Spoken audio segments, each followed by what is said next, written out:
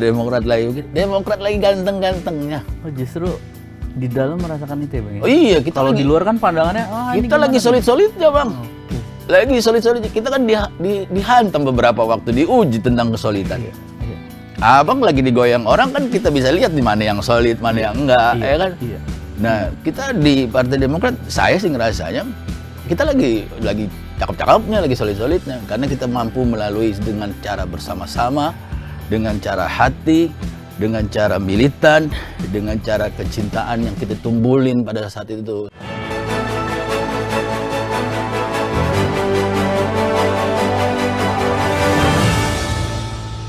Assalamualaikum warahmatullahi wabarakatuh. Jumpa lagi dengan saya, Eko Priyono, manajer peliputan Warta Kota. Dalam program Jakarta Memilih, kita menghadirkan tamu-tamu yang akan maju pada kontestasi Pileg 2024 mendatang.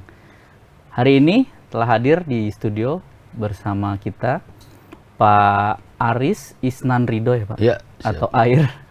Beliau merupakan politisi Partai Demokrat yang akan maju dari Dapil 10 ya Bang? Betul. Dapil 10 meliputi Grogol Petamburan, Kembangan, Taman Sari, dan 2 kecamatan lain. Palmerah dan Kebonjeruk. Nah Bang, bisa diceritakan nggak sih kenapa Abang berniat maju untuk menjadi anggota DPRD DKI Jakarta? Oke, bismillahirrahmanirrahim. Assalamualaikum warahmatullahi wabarakatuh. Waalaikumsalam. Pak Eko, terima kasih atas undangannya bisa hadir di sini. Kita kenapa ingin maju itu sebenarnya ya seperti biasalah, ingin menjadi khairun nas anfa'um linnas. Jadi manusia yang terbaik adalah manusia yang bermanfaat untuk orang banyak. Nah, selama ini juga kita sudah berbuat. Cuman kapasitas kita saat ini, perbuatan kita walaupun kecil belum mampu bisa bermanfaat untuk lebih banyak lagi. Untuk itu kita sebelum maju kita tanya juga sama guru-guru, sama tempat kita ngaji, tempat kita belajar. Guru, sebenarnya kita cukuplah begini, udah nggak usah kemana-mana lagi, kerja, rumah, ngaji. Iya. Guru bilang, jangan dong, kalau ente punya kemampuan dan ente punya kesempatan, ente punya kebisaan, ente harus bisa menjadi orang yang lebih manfaat daripada saat ini, harus lebih luas lagi. Kalau ente bisa punya kemampuan untuk jadi wakil rakyatnya, ya ente maju. Nah disitulah kita berpikir bahwa mungkin itu juga menjadi satu wadah kita untuk bisa lebih bermanfaat untuk orang banyak, yaitu rakyat, masyarakat, warga kita. Itu yang mendasari kita untuk sebenarnya kuat menjadi wakilnya rakyat, bukan jadi bosnya rakyat, tapi jadi wakilnya rakyat. Wakil rakyat itu kan ya memang yang suka disuruh-suruh. Kalau masyarakat, rakyat, dia kan pemegang kedaulatan, pemegang suara. Dia tuan-tuan kita. Nah mungkin di situ bisa jadi penyambung, kita bisa lebih bermanfaat untuk warga kita. Nah, ini kan biasa disampaikan politisi yang belum jadi nih Bang, mereka mengatasnamakan rakyat gitu. Nah, apakah rakyat atau konstituen di Dapil Abang bisa memegang janji Abang nih? Bagaimana mereka menuntut pertanggungjawabannya kelak gitu? Ya pertama kita lihat track recordnya dulu. Orang ini maju modal populer dan modal kos politiknya yang kuat, logistik yang kuat, atau memang dia pejuang, atau memang dia tukang bantu orang, atau memang dia aktivis gerak. Itu kita bisa lihat gitu loh. Nah tentu masyarakat kita juga bisa melihat bahwa kiprah kita selama ini juga telah banyak dipandang setelah berbuat. Apa aja Bang? Ya jadi kita itu saya ini tinggal di Kemanggisan. Siap. Kemanggisan yang dekat lah dari sini. Terus dari kecil, lahir kecil di Kemanggisan. Orang kampung kita itu banyak juga yang mengeluhkan sebenarnya. Banyak ada batasan-batasan yang mereka. Kalau masalah duit orang-orang kita nih bisa selesai, Maiko. Kita patungan aja nih, Iya. RT, RW, ya kan. Terus tokoh-tokoh di situ ada yang ngeluh tentang uang, Kelar udah. Bang. kelar, dia bisa patungan dan itu telah dilakukan. Tapi ketika berbenturan dengan birokrasi, ketika berbenturan dengan satu kebijakan, ya terhentilah pasti di situ. Kalau memang di situ mereka tidak mengirimkan wakilnya. Nah, wakilnya yang seperti apa? Wakilnya yang mereka memang pada saat mereka pilih jadi dan kembali mengikuti arahan daripada tuan-tuannya, gitu. Nah, kita telah banyak berbuat. Contohnya di wilayah itu banyak juga lah yang perlu diadvokasi tentang rumah sakit, pelayanan kesehatan gitu. Terus tentang hukum juga. Banyak yang warga nggak langsung diberikan edukasi yang nyampe ke dia. Mungkin pada saat edukasi dia lagi madol kayak, lagi nyuci, ya kan? Lagi nyuci, lagi main di kampung. Jadi dia nggak dapet tuh edukasinya itu. Kalau nggak langsung orang datang ke situ. Nah, kadang mereka lagi bingung, mereka nggak tahu nih rumah sakit ini bagaimana. Kok sampai dirawat 3 hari 4 hari di ruang IGD, kok nggak naik-naik ruang rawat inap? Akhirnya di situ ada celah malpraktik lah atau segala macam lah, ada celah-celah keterbatasan mereka. Nah, kita coba advokasi. Warga tidak merasa dilayani. Tidak merasa dilayani gitu. Ya, terus kita bantu komunikasi, kita bantu akhirnya mereka diberikan pelayanan yang seharusnya mereka dapat gitu. Terus lapangan kerja juga. Lapangan pekerjaan kan banyak. Bang Ridho main. Ya, kadang bawain jeruk, silaturahmi Bang, ya, cerita. Terus kadang ini tentang pendidikan juga. Terutama pendidikan pasti biaya. Yang memang kalau negeri memang mungkin sudah tercover, tapi kalau swasta ijazah yang segala macam. Terus bantuan-bantuan yang lain yang sifatnya tuh di wilayah tuh ya masalah-masalah kampung lah. Masalah-masalah sesuatu hal. Kadang juga kita patungan juga, oh ada si gitu kan, meninggal dunia misalnya. Santunan, terus Bang, ya? santunan, terus belum bisa ketemu ini, belum bisa ketemu kuburnya di mana, papannya bagaimana, perlengkapannya bagaimana, kan itu masalah-masalah di wilayah yang seharusnya pemerintah juga mengcover juga itu. Jadi abang berniat maju untuk menyelesaikan masalah-masalah yang tadi. Iya. Setidaknya konstituen atau warga di Dapil 10 tahu mengadunya kemana. Iya, betul. Oke. Nah, terkait kesehatan Bang, abang punya harapan apa, gambarannya gimana sih Bang? Ya. Pelayanan yang adil, merata, itu aja. Jangan sampai warga saya udah masuk di IGD, ya, terus disampaikan sama oknum, ruang rawatnya penuh, terus kita lihat masih kosong. Ini jeritan-jeritan gitu. Terus kita minta adil, nggak usah lah yang begitu-begitu, memang harus yang ada, ya enggak gitu loh. Nggak tahu saya mulainya harus dari mana, apakah, saya rasa regulasinya jelas. Cuman kan oknum-oknum ini yang memang dia juga harus termonitor, juga harus dikawal. Nah, dikawal dengan baik gitu, sehingga kesedihan-kesedihan ini ada Bang, ada. Udah di IGD cuman di infus doang. Infus sudah selesai. Nggak bisa kita tuntut rumah sakit dalam pelayanan ketika dia sudah dilayani di infus. Karena sudah ditindak. Sudah ditindak. Tapi kan nggak sebatas itu. Dia harus tahu, dia harus dilayani, harus ada minumannya juga, harus ada makanannya juga. Yang didapat itu mungkin di ruang rawat inap misalnya. Nah, terus suasana juga yang mencekam. Iya. Benar. Orang di IGD itu suasana mencekam Bang. Kalau cuman sakitnya doang terus diinfus, akhirnya keluarga yang mencekam, yang sakitnya mencekam, lewatnya di situ. Iya, bukan di rumah ya Bang. Iya, harusnya kan begitu IGD sebisa mungkin tempatin di rawat inap supaya yang sakit juga agak tenang, terlayani, keselamatannya ada gitu. Nah, yang begitu-begitu yang kita tuh nyes aja gitu ngerasanya. Ya, mudah-mudahan lah hari demi hari yang itu kan mungkin ada beberapa ada oknum lah untuk regulasi mungkin sudah diatur, tapi kita bisa lihat juga nanti regulasinya benar nggak nih sih untuk supaya bisa masyarakat kita ini adil gitu, dapat keadilan gitu, keadilan dalam pelayanan, keadilan dalam segala hal lah. Jadi jangan lihat ini mah orangnya bajunya jelek. Ya.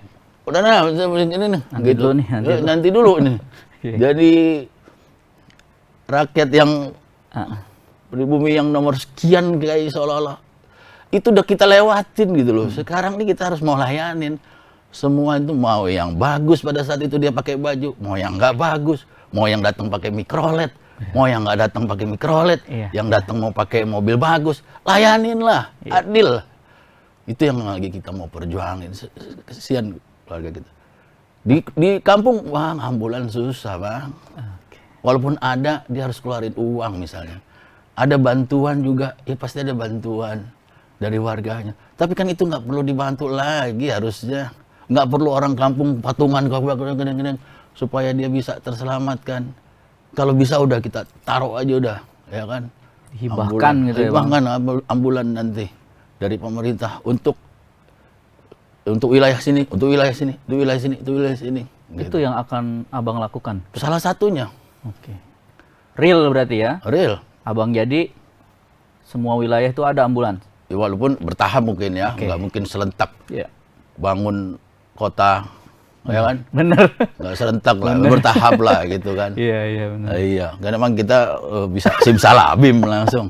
Bertahap, memang sudah diatur anggarannya, misalnya ada. Dan itu kita informasikan sama masyarakat. Bang, ada di sana. Coba mohonkan permohonan untuk turunkan gitu. Satu yang jelas berarti Abang bisa diandalkan kalau terpilih. Warga bisa telepon 24 jam. Siap. Harus itu. Orang kita wakil yang diperintahin sama rakyat. Jangan berubah udah jadi dewan. Lagunya kayak bos. Nah, itu dia, Bang.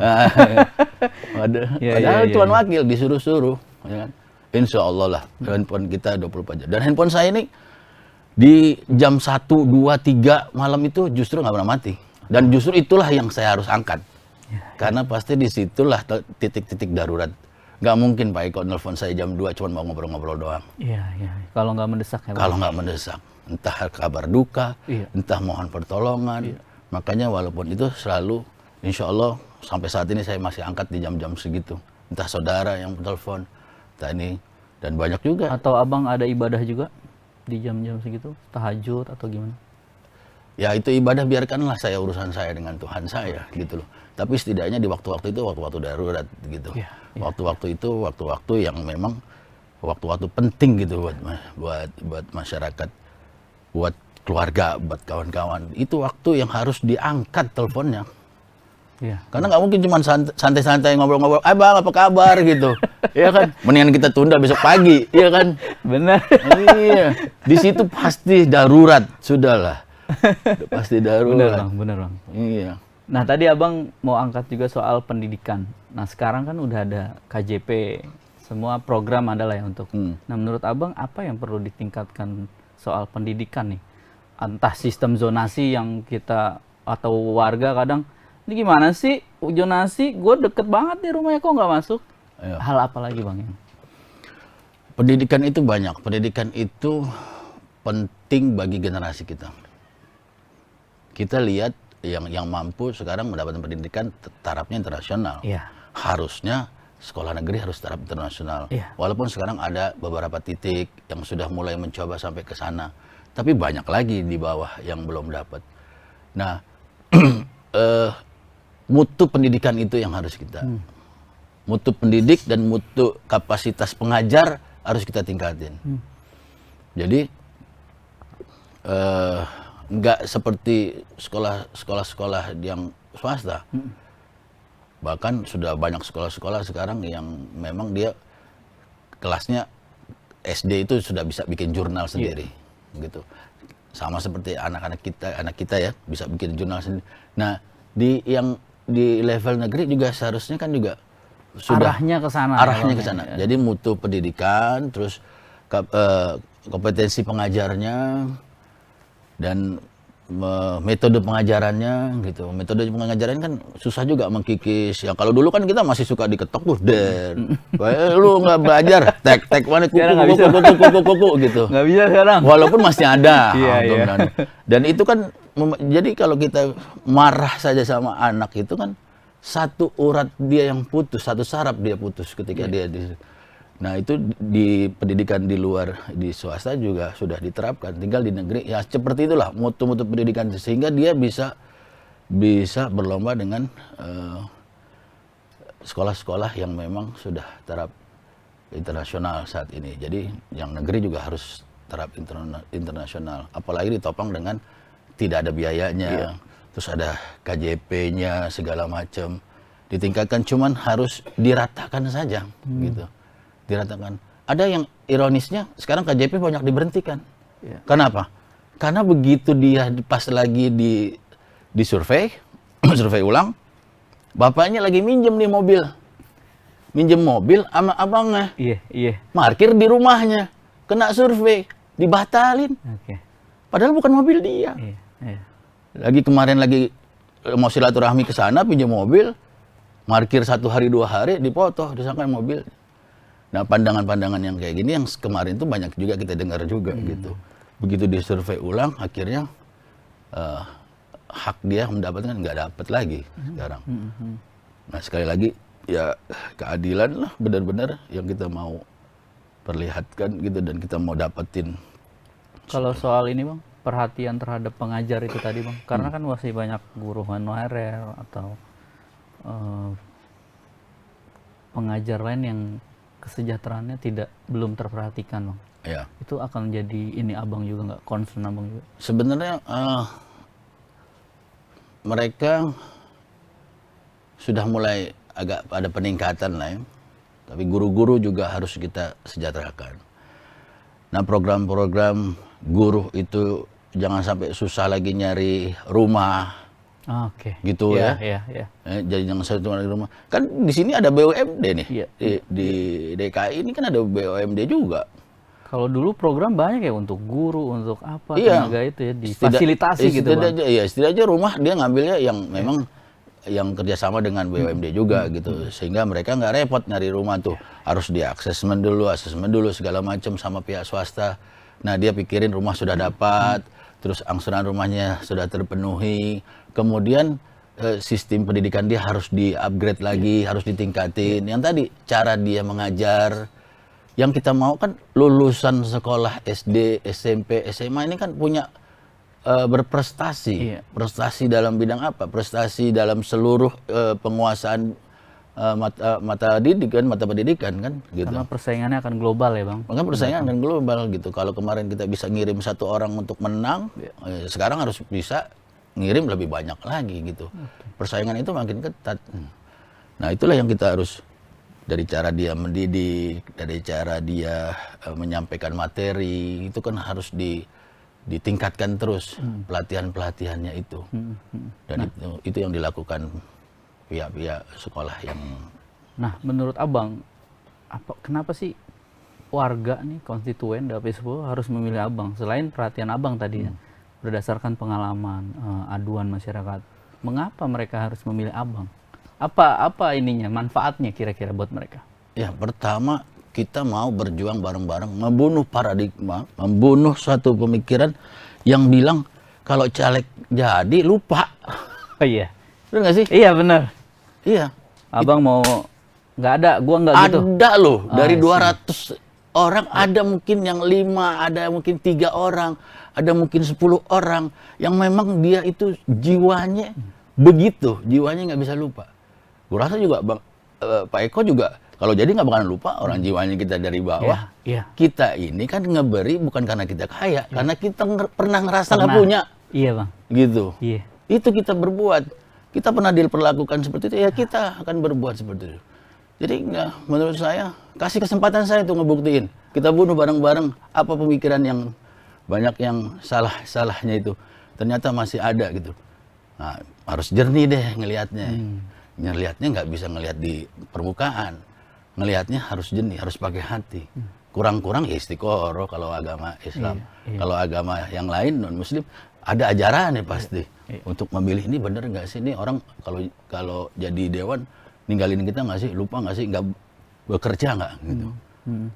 Kan kemarin kita juga dengar ada yang 5 tahun di sono kagak ngomong. Nggak ngapa-ngapain bang, Nggak ada bang, ngapa-ngapain. saya tahu itu. Iya. Kita nggak betah lah. Iya. Kalau kita nggak betah, orang kita sering teriak-teriak mau di mana, kayak kita nggak betah. Begitu kita ngelihat adanya ketidakbenaran, penyimpangan, kezaliman, ya maaf kalau ketemu sama saya gitu loh. Gitu. Kita akan advokasi, kita akan maju. Kalau ada penyimpangan, ada ketidakbenaran, ada kesewenang-wenangan, ada abuse segala macam, ada ketidakadilan, ya maaf nanti suatu saat ketemu sama saya gitu. Nah, abang sendiri sejak kapan tertarik di dunia politik, atau pertama kali mencoba, oke, kayaknya harus jadi wakil rakyat? Itu backgroundnya kan? Nggak pernah terbayang sebetulnya. Bukan sebuah cita-cita, tapi mengalir sesuai nama saya, Air kan. Aries Isnan Rido. Disingkat tuh Air. Nggak tahu filosofi apa orang tua kasih. Mungkin supaya mengalir, memberikan manfaat kehidupan segala macam. Pernah dulu 2019 kita maju juga dari satu partai yang bukan dari partai sekarang, Demokrat. Walaupun itu pada saat itu kejaring ketokohan waktu Mewakili ketokohan bang, ya, mewakili berdasarkan. ketokohan lah. Nah, terjaring di ujung, sudah siap, akhirnya kita mencoba. Nah, terjaring di ujung ini kan satu perjalanan yang bisa kita elakkan. Tiba-tiba kita ditawarin satu kesempatan, ayo majulah gitu. Bukan yang kita atur-atur, tahun sekian saya begini, tahun sekian enggak. Nah, di situ ada, ya sudah, kita maju, bergerak. DPRD. Oke. Enggak pakai logistik minim banget. Enggak ada apa-apa malah. Berapa bulan sebelum pemilihan itu? Itu Setahun ada? enggak sampai setahun. Satu bulan mau pendaftaran. Waduh. Gitu. Itu masuk kita ke lorong-lorong, temuin teman-teman, masuk ke pinggir-pinggir, masuk ke gang-gang, masuk ke sini. Ya alhamdulillah tuh makan gorengan doang, Iya, ya kan. iya. Kadang kita naik motor naik motor, terus yang bayar juga yang jamu kita kadang, ngopi aja orangnya. Tapi dengan begitu saya dapat 1.000 lebih suara saya. 1.000 lebih. Iya. Meskipun nggak terpilih, belum terpilih. Oke. Tapi Nah, kan yang bisa. abang pelajarin dari 2019 ke 2024 ini apa bang? Yang pertama memang segala sesuatu hal itu memang harus dibuat secara sistem, Oke. gitu. Gak bisa dadakan tiba-tiba langsung ya bang? Kalau mau terpilih dan bisa bertemu dengan orang banyak, kan harus tersistem, gitu. Kita kemarin mungkin anggapan kita udah banyak ketemu orang, Iya. padahal Ternyata, enggak, iya. karena nggak ada sistemnya. Nah sekarang kita sudah diberikan sistemnya. Saya sekarang di Partai Demokrat, ketua kita Pak Mujiono, ketua DPD, memberikan sistem yang baik menurut saya dan menurut teman-teman juga semua. Tinggal mau apa enggak lo ngelaksanain. Iya. Gitu. Kita mulai di BIMTEK, terus ada beberapa kali BIMTEK kita diajarin, kita dikasih bimbingan. Wah keren deh pokoknya. Artinya memang kita disuguhin, disuapin dengan satu sistem pengalaman dari senior-senior, Iya. sehingga kita bisa metain nih. Bisa metain bener-bener. Di sini kekuatan kita berapa, di sini berapa.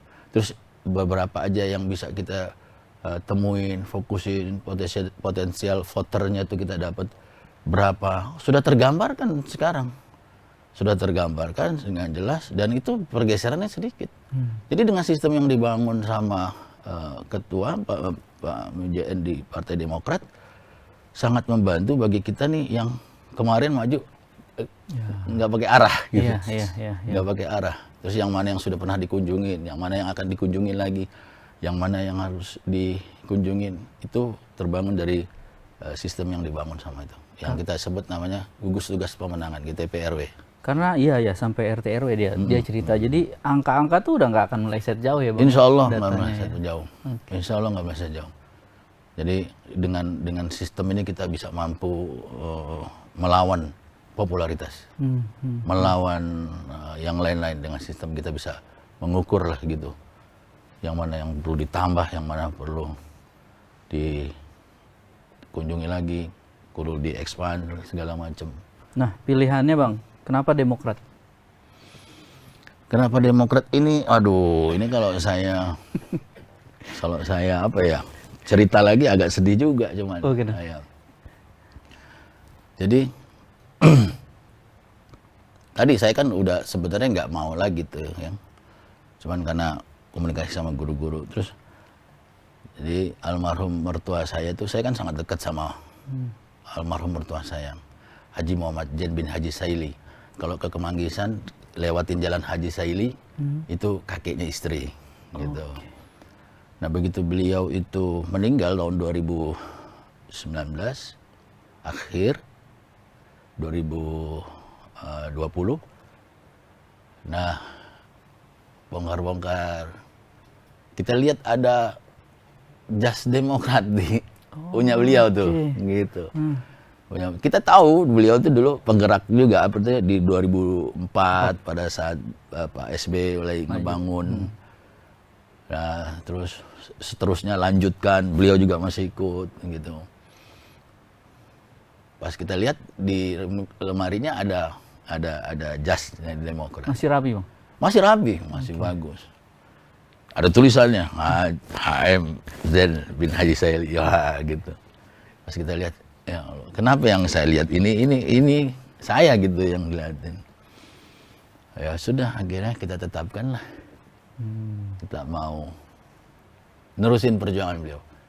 Menerusin amanahnya beliau untuk masuk tetap di Partai Demokrat. Jadi alhamdulillah beliau itu sosok yang sulit kita hilang kenangan-kenangannya karena kebaikan-kebaikannya. Nah, inilah salah satu cara juga saya mengenang beliau supaya tidak memadamkan cahaya kebaikan yang pernah beliau lakukan. Sehingga cahaya-cahaya yang kebaikan itu tetap kita manca, rumah kita tetap jadi solusi, rumah kita tetap didatengin. Itu yang dibuat sama almarhum dulu. Jadi almarhum itu setiap bulan Roah dia kumpulin beras-beras, dibagiin sama saudara segala macam. Terus orang datang juga pada bertanya, diberikan solusi, gitu. Nah kita nggak mau padam itu, kita nggak mau hentikan amalan-amalan kebaikan itu. Mudah-mudahan kita bisa terusin. Tapi kan Bang, apa ya, menyediakan waktu untuk orang tuh capek loh Bang. Abang udah siap semua sama konsekuensinya tuh? Ya kalau nggak mau capek tadi kan hitungannya kita kerja sama majelis aja udah. Iya. Kalau udah terjun begini harus capek. Perjuangan nggak pernah bisa berhenti buat berbuat. Sampai nyawa kita diambil. Bagaimana sih? Kalau ente masih hitungan pikiran capek-capek, ya ente bukan pejuang berarti. Ente bukan ini. Tapi saya rasa abang juga punya kerinduan terhadap itu.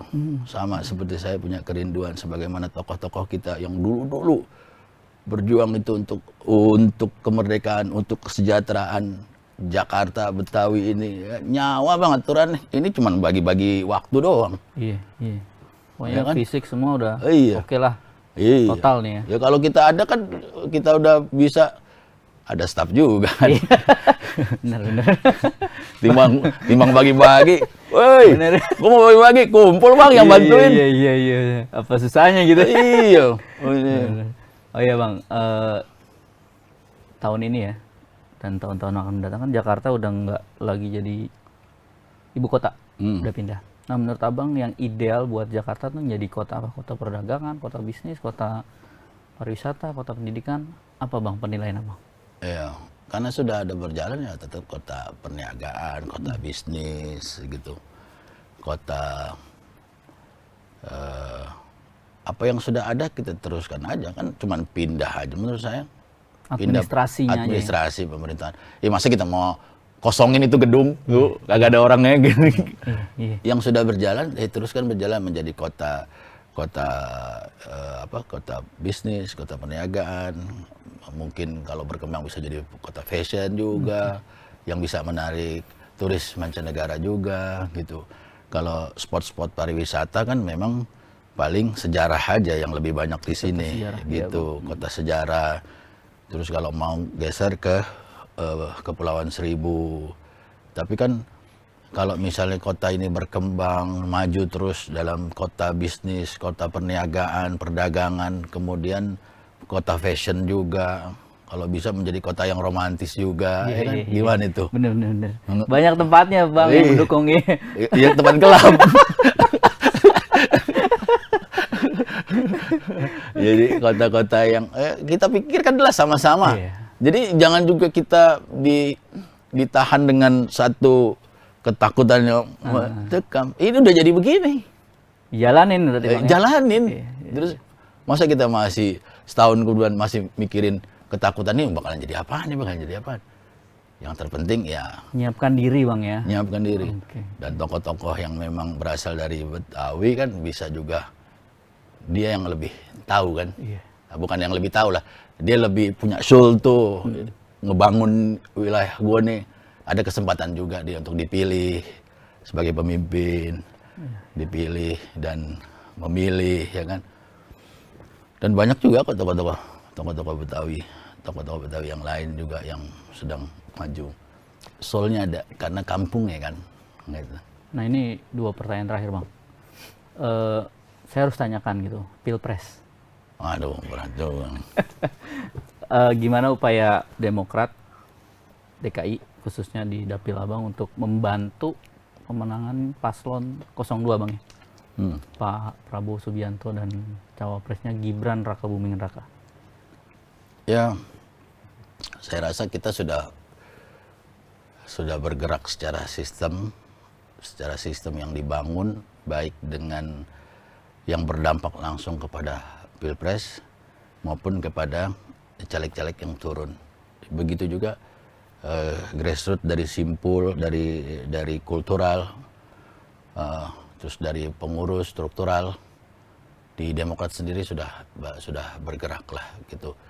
Demokrat lagi solid Bang, lagi solid-solidnya, lagi ganteng-gantengnya. Jadi jangan dibilang Demokrat lagi ganteng-gantengnya. Oh justru di dalam merasakan itu ya Bang ya? Oh iya, kita Kalau lagi, di luar kan pandangannya, ini kita lagi gimana, solid-solidnya Bang. Oke. Lagi solid-solid. Kita kan dihantam beberapa waktu, diuji tentang kesolidan. Iya. Abang lagi digoyang orang kan kita bisa lihat di mana yang solid, mana yang enggak, Iya. ya kan? Iya. Nah, kita di Partai Demokrat, saya sih ngerasanya kita lagi cakep-cakepnya, lagi solid-solidnya karena kita mampu melalui dengan cara bersama-sama, dengan cara hati, dengan cara militan, dengan cara kecintaan yang kita tumbulin pada saat itu sampai ngorbanin satu tetes itu kan satu tetes darah untuk menyatakan sama-sama berjuang. Itu kan menumbuhkan patriotik dalam Demokrat, militansinya terbangun. Dan saya ngerasa Demokrat alhamdulillah lagi sedang crash, lagi sedang ganteng lah, lagi sedang solid, lagi sedang mantap. Mudah-mudahan itu tetap semangat itu tetap ada di seluruh kita untuk terus bergerak menyampaikan bagaimana Demokrat tetap bersama rakyat. Oke. Nah terakhir Bang, Abang ini masih kampanye nih Bang sampai Februari. Silakan Abang sampaikan ke Dapil Abang khususnya terkait pencalonan Abang di Pileg 2024. Assalamualaikum warahmatullahi wabarakatuh. Akhirnya saya berjumpa di sebuah media, yaitu di Warta Kota Bang. Warta Kota, untuk menyapa semua yang berada di Dapil 10 dari mulai Kecamatan Taman Sari, Kecamatan Grogol Petamburan, Kecamatan Palmerah, Kecamatan Kebonjeruk, dan Kembangan. Nah, saya mohon maaf ketika saya tidak bisa mampu langsung menemui seluruh warga yang ada di Dapil 10. Melalui media ini, saya menyampaikan bahwa inilah saatnya pertarungan kita, inilah saatnya perjuangan kita untuk membunuh sama-sama bahwa anggota dewan yang sudah jadi tidak akan lupa sama tuan-tuannya yang memberikan kedaulatan suaranya untuk dia jadi terpilih supaya jadi wakil rakyatnya yang memegang amanah. Jadi untuk itu kita sama-sama kasih kesempatan kepada saya untuk membuktikan itu. Untuk membuktikan bahwa kita semua berjuang dan kita kembali perjuangan hasilnya untuk rakyat kita, untuk warga kita, untuk masyarakat kita. Jangan sampai lagi ada rasa ketidakadilan dalam pelayanan. Jangan ada rasa lagi ada ketidakadilan dalam hukum dan lain-lain.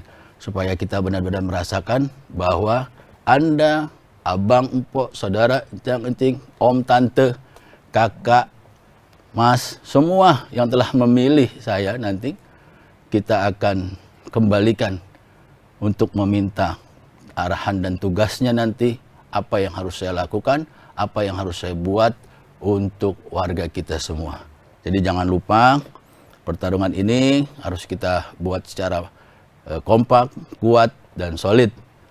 Maka untuk itu, kami berniat untuk selalu berada dalam kesusahan, dalam kebersamaan, dalam kebahagiaan kita selalu sama-sama. Kami tetap Partai Demokrat, tetap bersama rakyat.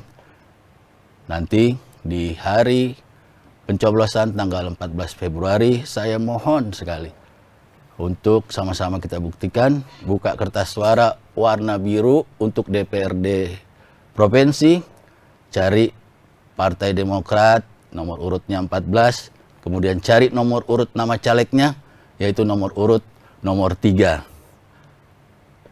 Aries Isnan Ridho. Coblos. Das. Insya Allah kemenangan ini bukan kemenangan saya. Kemenangan ini adalah kemenangan seluruh warga kita. Kemenangan seluruh masyarakat kita. Kemenangan seluruh rakyat kita. Doain saya terus. Mudah-mudahan bisa benar memegang amanah dari suara-suara yang telah diberikan kepada saya. Assalamualaikum warahmatullahi wabarakatuh. Waalaikumsalam. Makasih banyak Sama-sama. Bang Ridho Waalaikumsalam. udah bersedia datang ke Warta Kota. Iya. Ya, Sobat WK, demikian obrolan kita bersama Bang Ridho, salah satu caleg dari Partai Demokrat yang akan maju di Pileg 2024. Siapapun pilihannya, tergantung Anda melihat manfaat yang akan Anda dapat ketika memilih caleg tersebut. Tapi yang jelas, Bang Ridho udah berjanji, ketika terpilih nanti, 24 jam dia akan standby untuk warganya. Mari kita doakan, sampai jumpa pada narasumber berikutnya. Assalamualaikum warahmatullahi wabarakatuh. Waalaikumsalam warahmatullahi wabarakatuh. Terima Bang. kasih. Waalaikumsalam. Cakep, Bang. Jangan lupa subscribe ya.